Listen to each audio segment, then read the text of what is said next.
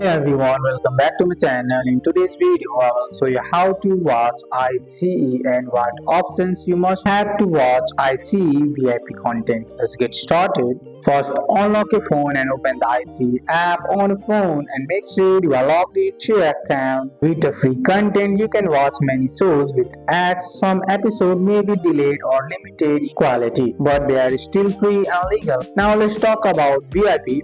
VIP content is normally paid, but sometimes Iqiyi offers free trial for newbie users. If a free trial is available, you can activate VIP for a short time without paying. Another option is free preview episodes. Some VIP shows allow the first few episodes free or limited time access. Just look for a show marked as free or preview, or you can explore. Tap on Explore tab at the bottom of your screen. From here, you can see which episodes are free. Important reminder, there is no official or legal way to get full VIP forever for free. Avoid websites or apps that promise free VIP access. And that's it. That's how to watch IG and how to legally watch some content for free. That's all for today's video, guys. I hope you guys liked this video. If you found this video helpful, drop a like, subscribe for more videos. Thanks for watching. See you in the next one.